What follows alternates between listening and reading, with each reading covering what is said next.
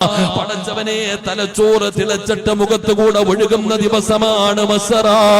അല്ലാഹുവേ, കാളയുടെ വായിലൂടെ പതയും നുരയും ഒഴുകുന്നത് പോലെ മനുഷ്യന്റെ വായിലൂടെ പതയും നുരയും ഒഴുകുന്ന ദിവസമാ. 10 മാസം ഗർഭം ചുമന്ന് മരണവേദനയുടെ വേദനയിൽ നിന്ന് പ്രസവിച്ച മാതാവിനെ കാണിച്ചിട്ട് പൊന്നാര മക്കള് പറയുന്നു, അല്ലാ, ചെമ്പിന്റെ തറയിൽ നിന്നിട്ട് എന്റെ കാല് പൊള്ളുന്നു റബ്ബേ, സഹിക്കാൻ പറ്റുന്നില്ല റബ്ബേ, എന്റെ ഉമ്മാനെ ഒന്ന് മലത്തിക്കിടത്തി തന്നെങ്കില് അവരുടെ നെഞ്ചത്ത് കയറി ഞാനൊന്ന് നിൽക്കട്ടെ അല്ലാ. സ്വന്തം മക്കള് മാതാവിനെ കാണിച്ചിട്ട് പടച്ചവരോട് പറയുന്ന ദിവസമാ.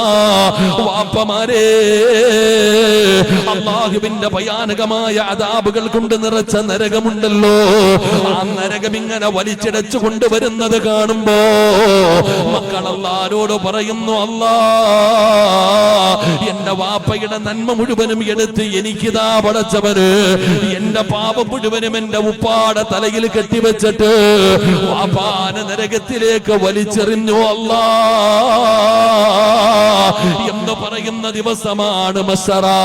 ഉമ്മാനെ വേണ്ട, വാപ്പാനെ വേണ്ട, മക്കളെ വേണ്ട, കൂടപ്പറപ്പിനെ വേണ്ട, കുടുംബക്കാരെ വേണ്ട, കൂട്ടുകാരെ വേണ്ട. യൗമ യഫിറുൽ മർഉ മിൻ അഖീഹി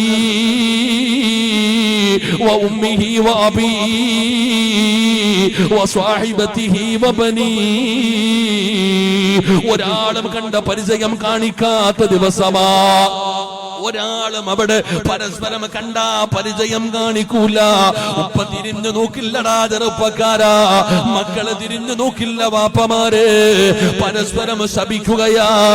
യാ വൈലത്താ, യാ ഹസ്റത്താ. എല്ലാവരും അവിടെ കിടന്ന് പരസ്പരം ശപിക്കുകയാണ്.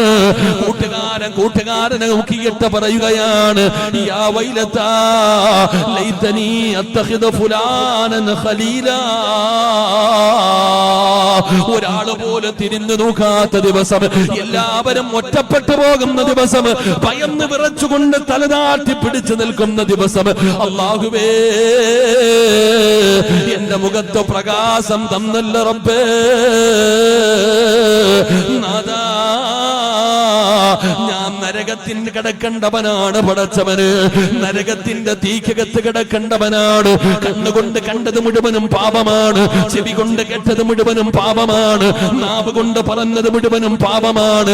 അല്ലാഹുവേ, കൈ കൊണ്ട് പിടിച്ചത് പാപമാണ്, കാലുകൊണ്ട് നടന്നത് പാപത്തിലേക്കാണ്.